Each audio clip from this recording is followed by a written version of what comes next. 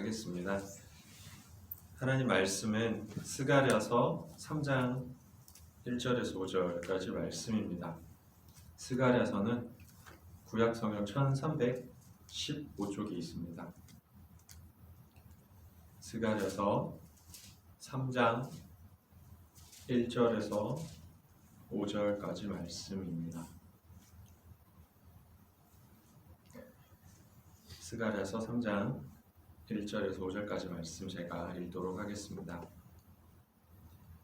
대제사장 여호수아는 여호와의 천사 앞에 섰고 사탄은 그의 오른쪽에 서서 그를 대적하는 것을 여호와께서 내게 보이시니라.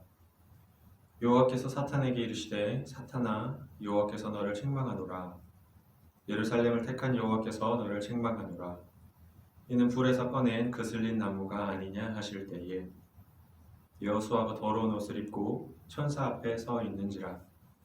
여호와께서 자기 앞에 선 자들에게 명령하사 그 더러운 옷을 벗기라 하시고 또 여호수아에게 이르시되 내가 네 죄악을 제거하여 버렸으니 내게 아름다운 옷을 입히리라 하시기로 내가 말하되 정결한 관을 그의 머리에 씌우소서 하매 곧 정결한 관을 그 머리에 씌우며 옷을 입히고 여호와의 천사는 곁에 섰더라. 아멘. 말씀 보기 전에 잠깐 기도하도록 하겠습니다. 하나님 아버지, 하나님의 긍휼을 인하여 또 하나님의 크신 은혜를 인하여 다시금 하나님 앞에 나와 기도하는 시간을 가지며 하나님을 찾는 시간을 가지고 나아갑니다. 주여, 눈으로 인하여서 한동안 움직일 수 없었지만 또 이렇게 수요 기도에 또 하나님 앞에 나와 참석하여 기도하게 하여 주시니 감사합니다. 주여, 만물이 하나님의 뜻 안에서 이루어지고 있고 하나님의 계획대로 이루어가는 것을 주님 바라봅니다.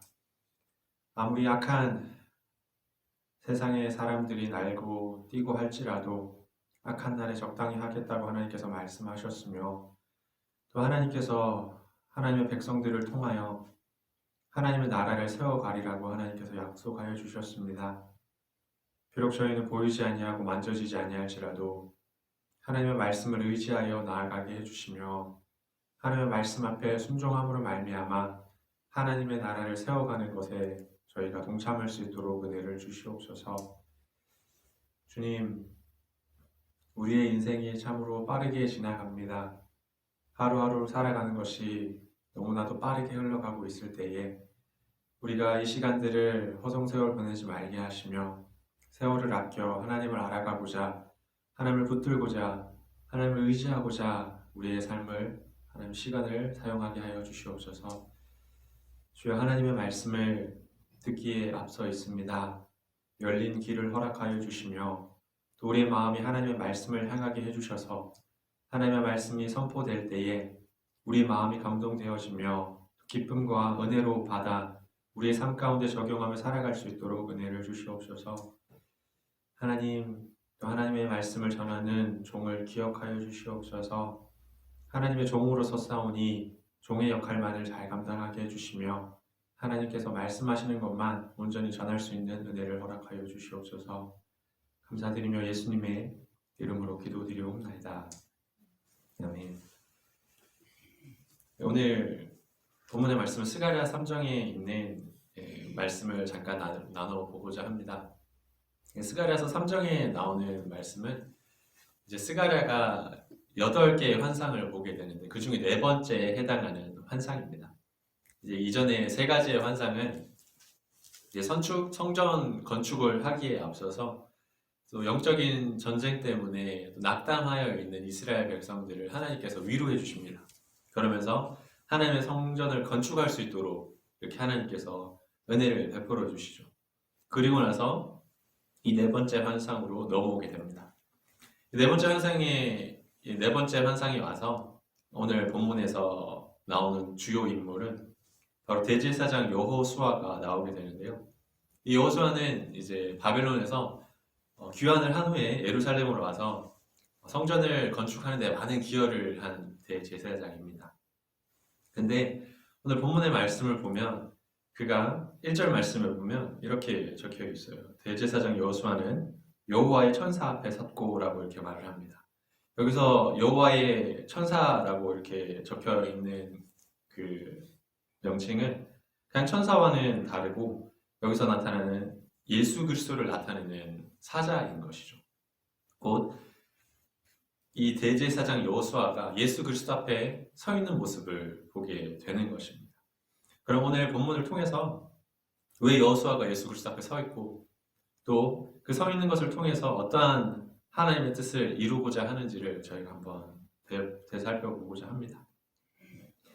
먼저 대제사장이 왜 그리스도 앞에 서 있게 되느냐면 그가 여기에 서 있는 것은 대제사장으로서의 직무를 행함이 아니라 심판의 주님 앞에 서 있게 있다는 것입니다. 예수 그리스도는 하나님의 백성들을 보호하시고 인도하시는 그런 목자가 되시기도 하시지만 또한 하나님의 백성뿐만 아니라 모든 이들을 심판하시는 심판의 주로 오시기도 하시죠. 그런 심판의 주로서 여기서 서서 여호수아를 바라보고 있다라는 것입니다. 근데 그 심판의 주 앞에 여호수아의 모습이 어떠한 모습이라고 설명을 하고 있냐면 2절, 3절 말씀에 여호수아의 모습이 이렇게 나타납니다. 2절 끝절 부분을 보면 이렇게 말씀하십니다. 이는 불에서 꺼낸 그슬린 나무가 아니냐 하실 때에 여호수아가 더러운 옷을 입고 천사 앞에 서 있는지라 라고 말씀을 하고 있죠. 여호수아를 설명하기를 그슬린 나무와 같다고 말을 하고 있고 더러운 옷을 입고 있다라고 이렇게 하나님께서 말씀을 하십니다. 근데 이 여호수아는 아까 전에도 말했지만 대제사장이죠. 대제사장은 어떤 사람이냐면 모든 백성을 대표해서 하나님 앞에 나아가 죄사함을 구하는 사람입니다. 그러면 그 사람이 하나님의 직무를 행하는 것뿐만 아니라 그 삶에 있어서 얼마나 정결하게 살아가려고, 얼마나 거룩하게 살아가려고 본이 되기 위해서 얼마나 살아갔겠습니까? 그런 사람이 그리스도 앞에 섰는데 그 모습을 보니까 그을린 나무와 같고 또 더러운 옷을 입고 있는 모습과 같다라고 말씀을 하고 있다라는 것입니다. 우리의 인생이 주님 앞에 섰을 때 우리가 아무리 의로운 일을 했다고 자랑할 수도 있고 우리가 아무리 큰 일을 했다고 이 세상 속에서 많은 것을 이뤘다고 하나님을 위해서 많은 것을 행했다라고 고백할 수 있겠지만 우리가 하나님 앞에 섰을 때는 그슬린 나무와 같다라는 것입니다. 하나님 앞에 섰을 때 아무짝에도 없는 그런 나무, 아무짝에도 쓸모없는 그런 나무와 같고 더러운 옷처럼 죄악이 가득한 묻어있는 그런 모습일 수밖에 없다라고 말씀을 하고 있습니다. 우리가 하나님 앞에 섰을 때 참 얼마나 부족한 존재를 잘 나타내고 있는 모습인 거죠. 여기서 더러운 옷이라는 것은 우리의 죄악을 나타내는 것입니다. 4절 말씀에 보면 이렇게 말을 합니다. 여호수아에게 이르시되 내가 네 죄악을 제거하여 버렸으니 라고 말을 했을 때 그 옷을 벗겼을 때 죄악을 제거하여 버렸다라고 이렇게 말을 하는 것을 말씀하시죠. 이 더러운 옷은 죄악을 나타내는 뜻한다라는 것입니다. 우리가 하나님 앞에 섰을 때 죄악이 가득할 수밖에 없는 존재라고 말씀을 하고 있다라는 것이죠. 근데 한번 생각을 한번 저희가 해봤으면 좋겠습니다. 이 여호수아 대제사장의 여호수아가 포로로 귀환을 하고 와서 성전을 건축하기에 앞서 있어요. 성전을 건축하고 있는데 하나님께서 보여주는 모습이 타다버린 장작과 같은 우리의 모습을 보여주는 거예요. 그리고 죄악이 가득한 우리의 모습을 보여주고 있다는 것입니다. 그럼 여호수아는 얼마나 낙담이 되겠어요. 자신의 모습을 바라봤을 때 아무런 쓸모없는 존재이고 또 그런 죄악이 가득한 사람이 어떻게 그 거룩하신 하나님의 일을 감당할 수 있겠다고 그 생각이 들겠죠. 그런 모습 가운데 이제 여호수아가 서 있다라는 것입니다. 근데 엎친 데 덮친 격으로 옆에서 사탄이 이렇게 고발을 합니다. 1절 말씀에 이렇게 말씀합니다. 대제사장 여호수아는 여호와의 천사 앞에 섰고 사탄은 그의 오른쪽에 서서 그를 대적하는 것을 여호와께서 내게 보이시니라 라고 말씀을 하고 있죠. 안 그래도 더럽고 추악한 것은 눈에 보이기가 선하게 보이는데 누군가가 그것을 콕 꼬집어서 하나하나 다 찝어준다면 그것이 더 도드라져 보일 수밖에 없겠죠. 그 옆에서 여호수아가 서 있고 사탄이 그 하나님한테 계속 고자질을 하고 있다는 거예요. 여호수아의 잘못, 부족한 점, 연약한 점, 더러운 죄, 제약된 것들, 세상의 것들을, 그런 것들을 다 하나하나 사탄이 예수님한테 이렇게 하나 고자질을 하고 있다는 것입니다. 그러면 여호수아의 입장을 한번 생각해 봤을 때 여호수아가 얼마나 낙담이 되겠습니까? 심판의 주 앞에 서 있는데, 그리스도 앞에 서 있는데, 그 의로우신 그리스도 앞에 추악하고 부족하고 연약한 모습밖에 보이지 않는다라는 것이죠. 근데 여기서부터 놀라운 일이 벌어지게 됩니다. 그런 모습을 본 하나님의 반응이 어떠하냐면 2절 말씀에 이렇게 말씀하십니다. 여호와께서 사탄에게 이르시되 사탄아 여호와께서 너를 책망하노라. 예루살렘을 택한 여호와께서 너를 책망하노라 라고 이렇게 말씀을 하십니다.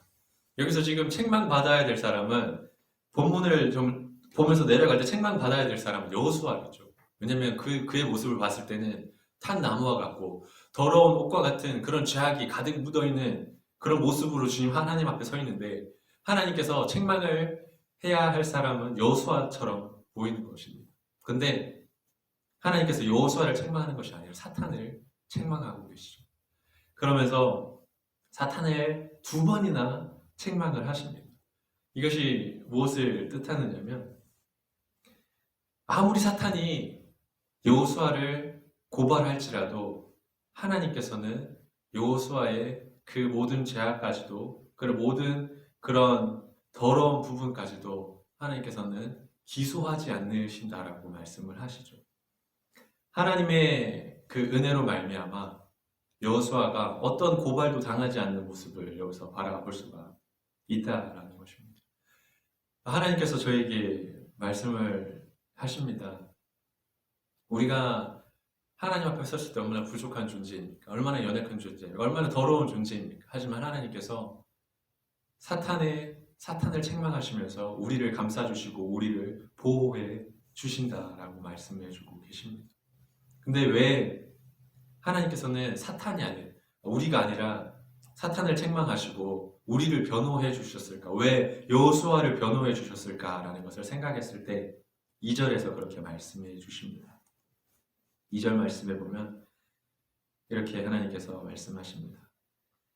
너를 책망하노라. 예루살렘을 택한 여호와께서 너를 책망하노라 라고 이렇게 말씀을 하시는데, 여기서 책망할 때 예루살렘을 택한 여호와께서라는 이런 수식어가 붙습니다. 그러니까 여호와를 설명할 때 예루살렘을 택했다라고 말씀하시면서 그 이유를 말씀해주고 있는 것이죠.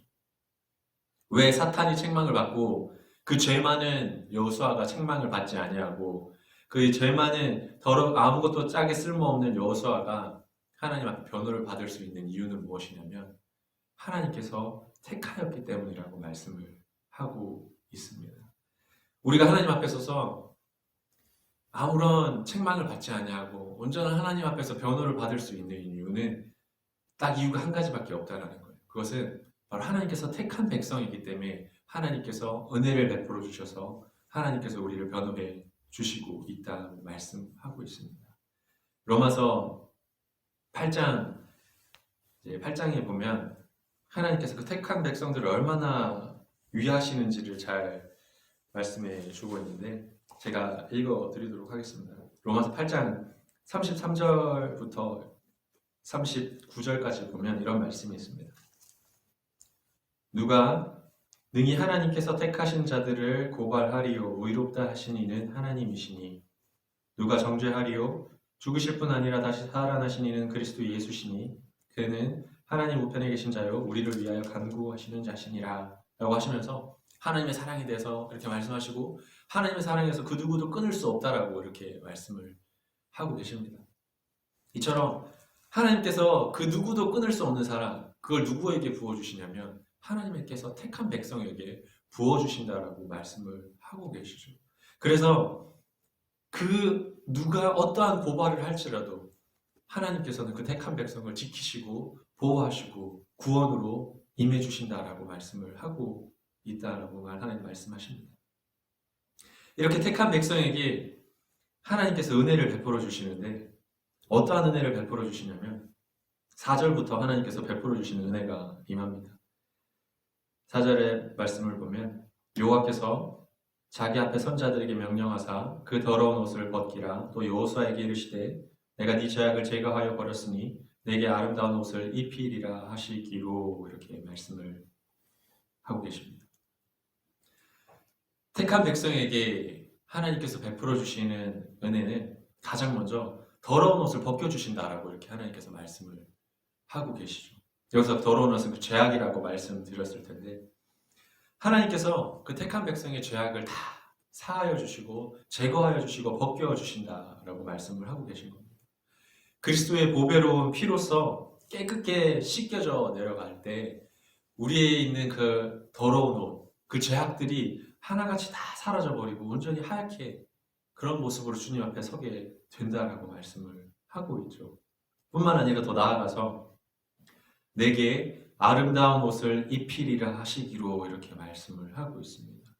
그 더러운 옷을 벗어버리고 하나님께서 주시는 아름다운 옷을 입혀준다라고 이렇게 말씀을 하고 계시죠.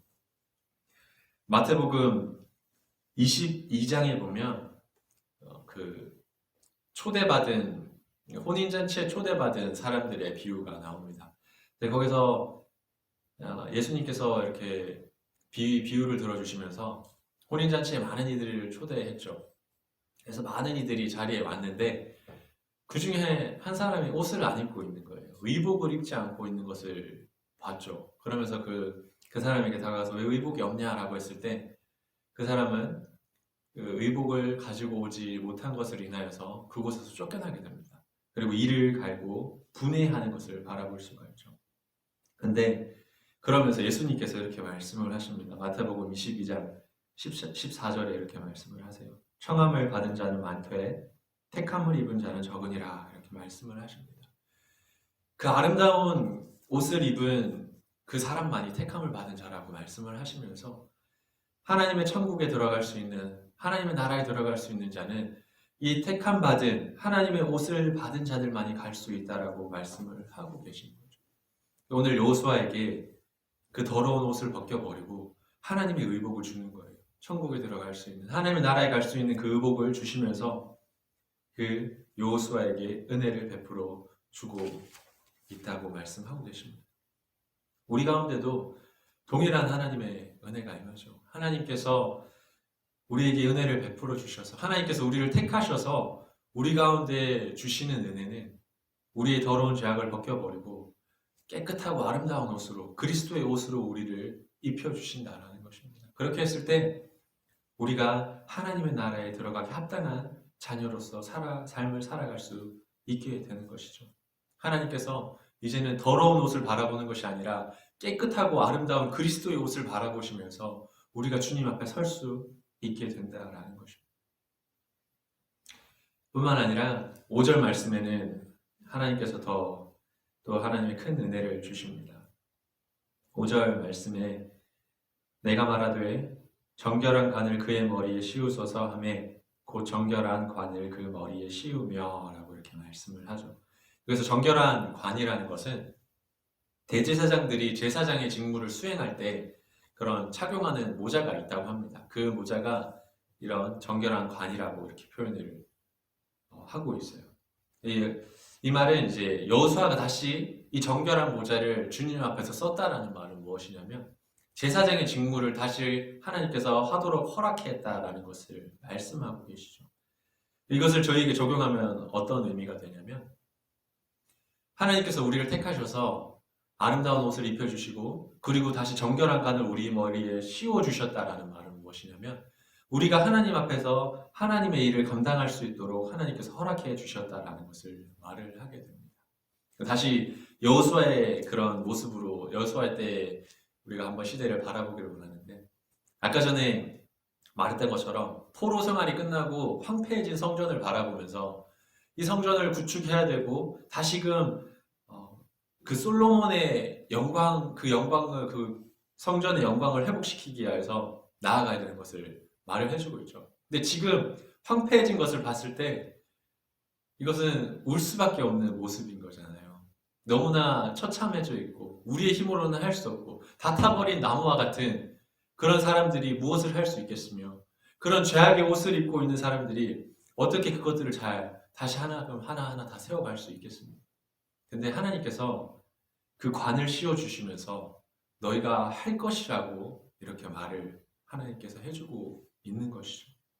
성도들이 우리의 모습은 다탄 나무와 같고 우리의 죄악을 인하여서 아무것도 할 수 없는 그런 존재이지만 하나님께서 택하셔서 하나님께서 그리스도의 옷을 입혀주시고 관을 씌워주실 때는 다시금 그리스도의 일을 행할 수 있도록 하나님께서 주시는 그 은혜의 일들을 하나하나 행할 수 있도록 하나님께서 허락해 주시고 하나님께서 은혜를 주셔서 감당할 수 있도록 해주신다고 말씀을 하고 계신 것입니다.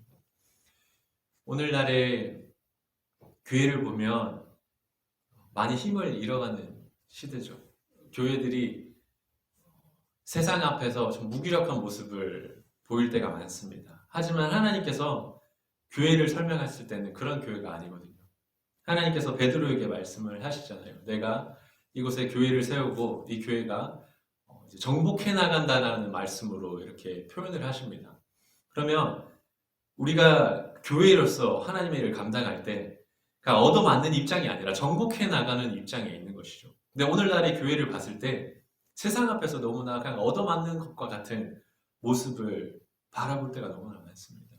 하지만 하나님께서 우리가 주님 앞에서 하나님의 택한 백성들을 통하여서 하나님께서 사용하신다는 거예요. 택한 백성들을 통하여서 하나님의 나라를 세워가고 하나님께서 주시는 은혜로 말미암아 하나님의 나라가 세워질 것을 말씀하고 있다라는 것입니다. 오늘날에는 너무나 힘겨운 시대죠. 사람들이 그리스도를 믿지 않는 시대고 하나님의 나라를 세운다고 말은 하지만 하나님의 교회들이 무너지는 교회들이 너무나 많습니다. 이제 코로나를 통해서 큰 교회들은 팔리는 교회도 많고요. 또 핍박받는 교회도 많죠. 그런 것을 볼 때 아무런 힘도 없고 아무런 어떠한 능력도 없어 보이는 교회가 어떻게 다시 하나님 앞에 서서 하나님의 나라를 이루어갈 수 있는 교회가 될 수 있겠습니까? 그것은 하나님 앞에 택함 받은 그 은혜를 회복할 때만 일어난다는 것입니다. 우리는 그 택함 받은 그 하나님의 은혜 앞에서 하나님께서 이루실 그 은혜를 생각하며 나아갈 때 하나님의 교회에 하나님의 나라는 세워져 가는 것을 하나님께서 말씀하고 계신 것이죠. 하나님 앞에서 우리의 행한 것을 자랑하는 것이 아니라 하나님께서 이루실 일들을 기대하면서 나아갈 때 우리의 더럽고 추악한 것들은 다 벗겨져 나아가고 하나님께서 이루실 은혜를 통해 하나님의 나라를 세워간다라고 하나님께서 말씀하고 계십니다.